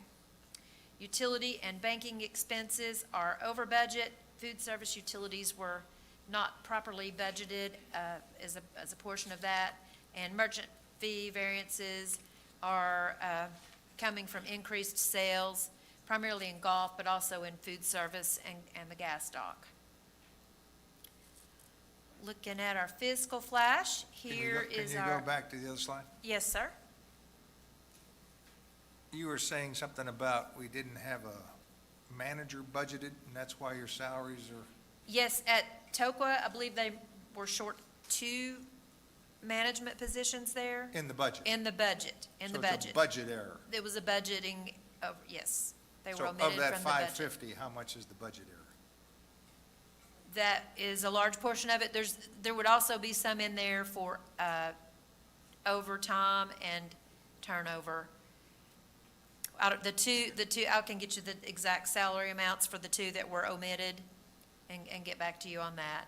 Well- It would be a large portion. Oh, Would this I did not know it. It was also like 207. Yeah, you. I did say that in the FAC. It's like 207,000 of the, how much did I say it was off? 300 and something. I'll tell you what, 207,000. Let me go back to my wage number. that's okay. For Of next yeah. month, Yes, sir. if you would break down when you have this slide up, and if we're gonna have a huge variance again in wages, break down what's causing that. Like, bad budget cost me 200,000, working more overtime cost me 50. I got more people than I thought because we had training and it's by major area too. Okay. Because I'm assuming most of that's coming from food service. It is, and it's like 207 of their 279, what, Right, but it's next related to month you those can two management positions. break that down for me. I will. Thank you. Yeah, to be fair, I mean, we had to develop that budget kind of in a Yeah, bubble. in a vacuum, in a bubble, We didn't have any comparables. exactly. That's, I'm okay with bringing it down, but I just like, it was 550 is a big number. Yeah. So if half of that's due because we didn't have the budget right, that's one piece. Then the other piece is, where's the other money going? True. We will take care of that. Looking at our fiscal flash, this provides us a glimpse at the departmental performance year-to-date. And again, these are variances to the budgeted net surplus or subsidy. Departments performing better than the budget are on the left. We have some new departments showing up on this side of the slide this month. Golf Pro and Marketing and Communications are both now performing better than the budget. Those are their variances. Departments performing below the budget are on the right. And all of these results exclude reserve maintenance spending. This is just the operating budget. At the bottom, in summary, gross profit, expenses, net income, and net surplus were all favorable to the budget year-to-date, and those results all exclude the Tanasi insurance proceeds. This is a pie chart of all of our net subsidies to wrap up our consolidated results so we can look at the divisions being subsidized. The pie chart shows the amount of the subsidy year-to-date for each department. And on the right, the numbers represent the variance from the budgeted amount. Those numbers in green and red are the variance from the budget. Reserve maintenance expenses are included in departmental results on this slide. Total subsidies through August equal $9 million, or almost $9 million, which is $4.3 million better than the budget, and that's primarily due to Tanasi. The funds budgeted for the Tanasi Clubhouse have not been spent yet. Through August, the assessment revenue exceeds subsidies by $772,000.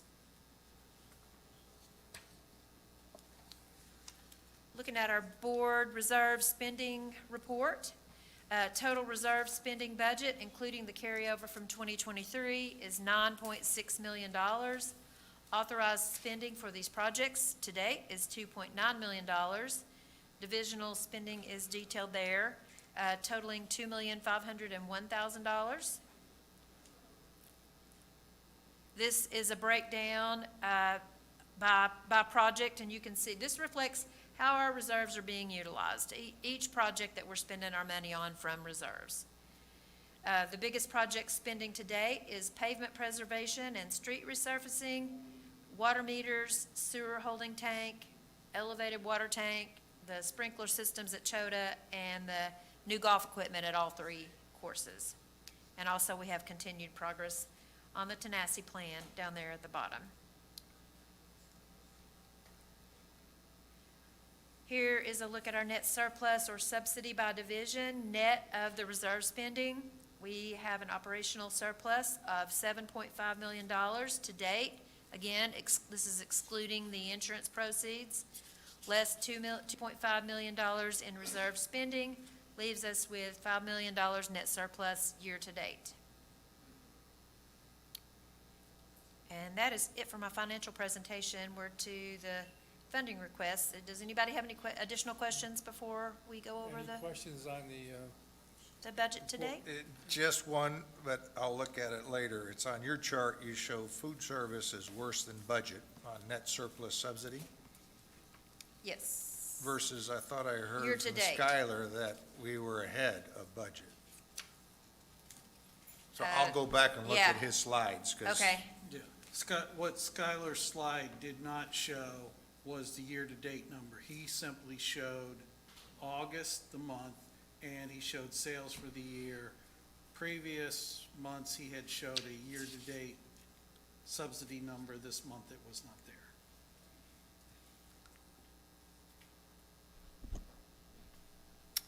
Any?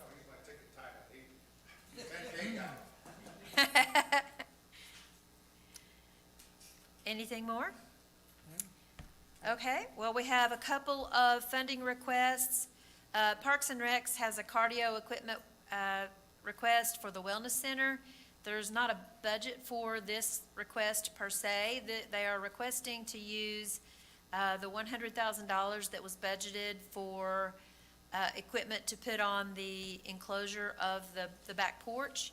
And they are now asking to use that money to fund equipment to go in the general facility to replace equipment that is starting to require a lot of maintenance expense. And this is just an opportunity to go ahead and replace it using funds that were not being utilized otherwise. You have the full request.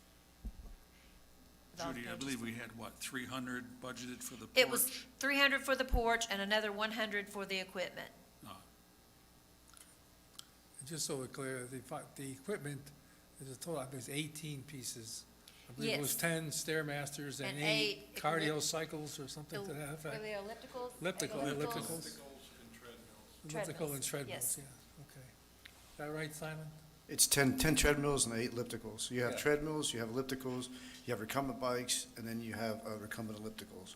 And the most expensive things to keep up with are your treadmills.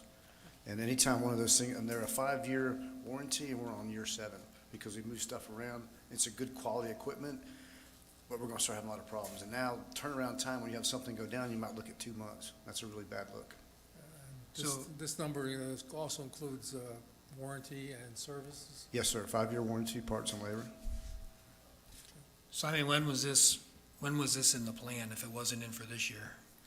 We're gonna spread it out over the next few years, because we're looking at big expense to get everything all at once. One of the things that Trey looked at was, let's stage it. Like year 1, let's get the worst that needs attention. Year 2, get the next, and year 3, get the next. And then each 5 years, we're planning, instead of doing a big jump all at once for $300,000 or $400,000. And if we do this now, we also get a break for getting a bulk, so if that's potential. Well, other than, sure, I agree, treadmill is probably the hardest to maintain, but strength equipment, I mean, what's the lifespan of that? Gotta be long. Yeah, with your strength equipment, you're looking 10 to 15 years. One of the issues with it, though, is it gets dated.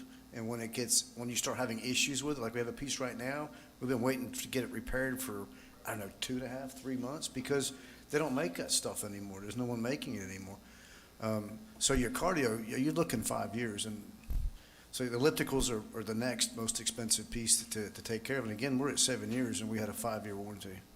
So every time you have, like, say, a board goes out, that's $2,000.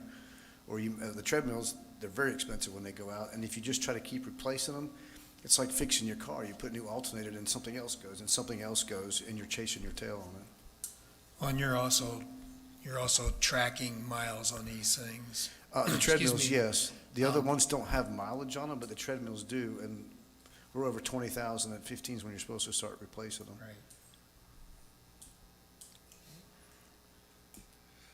Thank you. Any further comments? All right. I'm sorry, sir. Need a motion? I move to grant the request. Is there a second? Second. A motion by Mr. Arguelles, second by Mr. Braddock. All in favor of the request for the Wellness Center to replace the cardio equipment, raise your hand. 6-0, thank you. Okay. Our second request comes from Golf Maintenance. One of their mowers that they had previously ordered has come in. Toro 3500 at Kahidi, $55,132, which is slightly below the budget. I don't know if Wells is still here to talk about it, but Hang on, yeah, Wells, if you don't say anything, I will. Go ahead. No, go ahead. Yeah, so the thing we need to keep in mind, Wells is here, is and I say this not to be funny, but just to show how insane this is. This was ordered last March. a year ago? March of 23. March of 23, this was ordered, correct? Something like that, yeah. Yeah, ordered March of '23. And we were locked in the March 23 price. That's correct. Okay. And then we ordered 2 more for Tanasi and Tokwa that were budgeted for this year. Those are going to carry over, but that price is the same and locked in.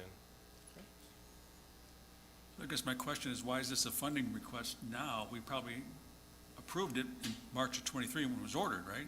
Okay, I got a great answer for that one, because I whine and complain about this all the time.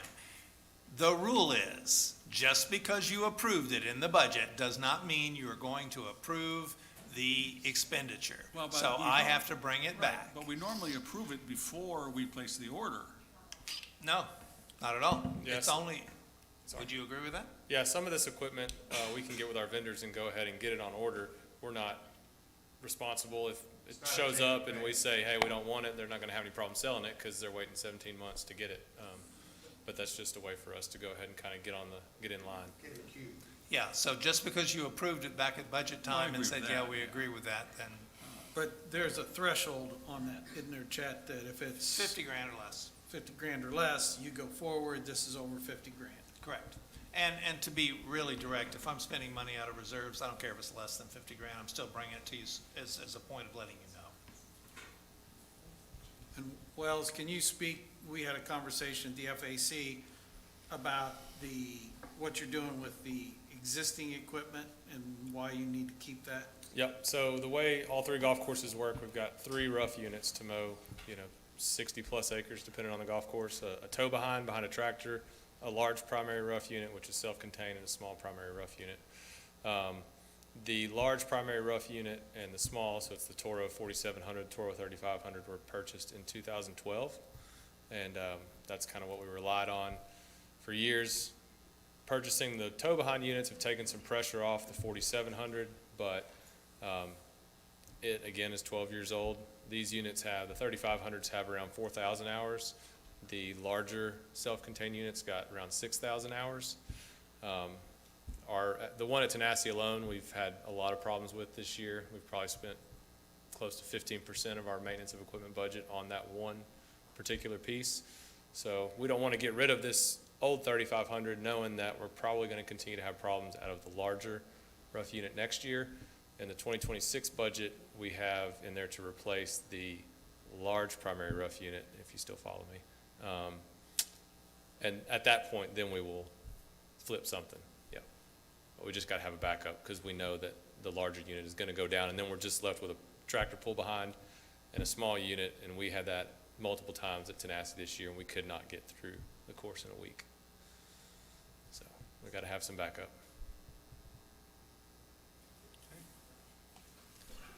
Any further Bob, I questions? make the motion to approve this expenditure for 55,132 for a mower at Katy. I second.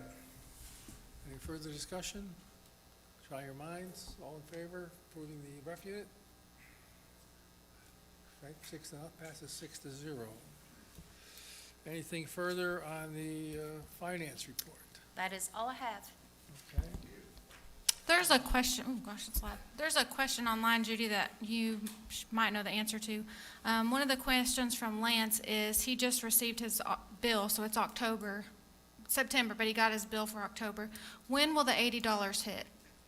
So we said it was gonna go out in October, so will it hit on the October 15th bill? It and will, the end of the month? yes, Okay. it should be on your October 15th bill. And then the next one would be And on the November, technically the end of Monthly- October? Yes, Okay. monthly after that. Thank you.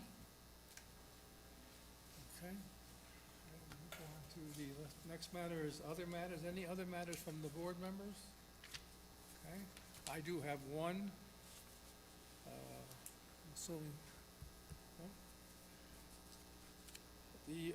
On September 13th, the board members received an email from a property owner with a series of questions concerning a continuing education conference attended by 3 of our executive staff in October 2023. Oh, I'm sorry, that's on, isn't it? Oh, I need to put it over here. Sorry. It's bad. I'm out of practice. I was gone a month. This conference was held October 9th through the 13th of 2023 in Honolulu, Hawaii. Three staff members were Chet Pillsbury, our CEO, Mitzi Lane, our COO, and Beth Kaburka, Chief Development Marketing and Communication Officer. This educational conference was conducted by the Community Association Institute. The CAI is an international organization of 45,000 members, made up of managers, executives of HOAs, POAs, property management companies, and directors of communities like ours. The CAI picks the location of the seminars each year. One is on an alternate years, West Coast, East Coast. There were also several vendors present at this conference which provide services and programs to a community like ours. Teleco Village is a member of this organization. This year's conference is in Frederick, Maryland. Our prior CEO attended these conferences on a regular basis. The property owner questioned the cost of this trip. The cost to the POA was as follows. The airfares for the 3 employees were paid by airline credit card points. The spouses of each individual accompanying them paid their own airfare from their own personal funds. The only cost incurred by the POA was the hotel rooms, the cost of the seminar itself, and some of the meals. Some of the meals were included in the conference fee. The conference fee was $600 per person for the course. The total spent by the POA was an amount of $7,450. The budgeted amount was $12,000. No board members attended. No board members individually approved this expenditure. In November of 2022, when the board approved the 2023 budget, the budget included funds for a continuing education program for all employees. The 2024 budget also provides for these funds. These expenditures of these funds are an administrative function. They do not require individual board approval. Continuing education programs such as these are, in my opinion, very important to the growth of the employees of any organization. They allow employees to grow and become more efficient in their positions. I personally have no problem with these expenditures. They were budgeted for expenses and then fell within the budget.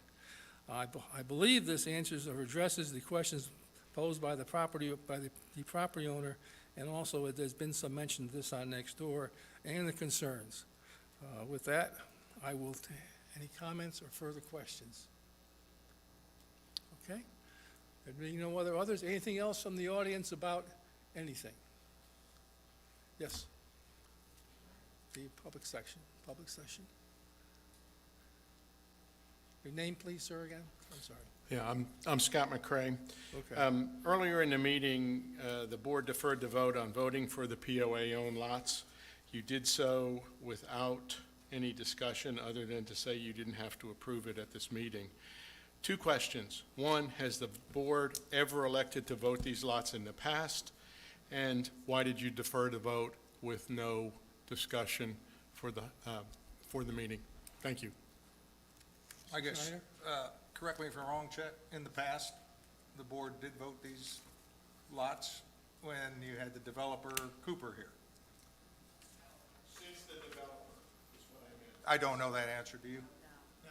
Okay, that's number one. Number 2 is, since we don't have to make the vote, there's no reason to make a decision until it's time to make the decision. It's a free option.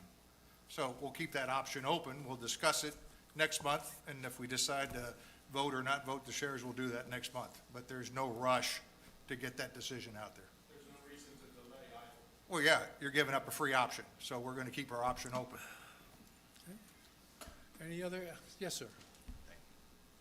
Hi, Kevin Flanagan, Tomotley Shores, and boy, do I miss my Tanasi Clubhouse. Couple comments and just one question for Chet. Chet, I probably missed this at a previous meeting, but what is I&I in reference to the tank alarms? One, I apologize. I just assumed, since it's been beat almost to death, that everybody understood what I&I. I&I is an intrusion issue of fresh water into a septic system. I do remember that in previous meetings. I just didn't know what the I&I stood Yeah, for. and I apologize. I guess I need to stop using acronyms and assuming everybody gets it. A comment. I just love to thank the committee that is working on Tanasi. I think you guys are doing a great job. I love the way you brought it into budget. And my recommendations for you guys and rah-rahs are a great job, and we can't wait for that clubhouse to get built. The other comment I have is Parks and Recreation, I want to let you know that we do appreciate everything you're doing, and you're doing a great job. Thank you very much. Thank you. All right, you have something, sir? Yes, Just a question. certainly. Real quick on the water and sewer, they said there were 5 projects. They were never defined in our presentation. Do we know what they are? Well, Actually, they have been defined, and I'll give you the Cliff Notes version real quick. Septic, tank and pump upgrade, that's 1. The raised, water tower, that's 2. The, upgrade of pumps and the balance of pumps, Neighborhoods. neighborhood pumps, sorry, that was the word I was Neighborhood reaching for, lift couldn't find, stations. neighborhood pumps, and then there is the process of reducing the smell, and what am I missing? That's 5. Oh, Kahiti, yes, yes, Kahiti is the last When one. you said the septic tank, are you talking about the main lift station? Yes, down- yes, sir, okay. yes, sir, yes, sir. Okay, thank you. You bet. All right, anything else? Motion to adjourn?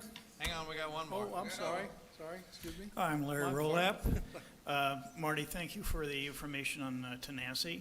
One thing I didn't hear, and you said Chet was going to talk about it at the town hall meeting, I don't hear anything about timing. You know, when are you going to break ground? When is this clubhouse going to be available? So, yeah, I know it's it's a very good phased. question, Larry. Timing obviously is predicated upon contract signature. But RTC is ready to mobilize as soon as we have a signed contract. So, if we would get a signed contract within the next month or so, no promises, but hopefully completed by the end of the year next year, it would be their timeline. Of 25? Of end of 25. So, again, lots of things can happen in construction, right? So, but that's, they're saying 12 months, basically, from start to finish. It's just amazing how they can rebuild a bridge that collapses in a bay faster than we can build a clubhouse. Ridiculous. I hear you. We are 98% there. We're doing the best we We're just can, about Larry. ready to go over the finish line. Okay, with that, I'll adjourn the meeting. See you all next month. Thank you, Bob. Thank you.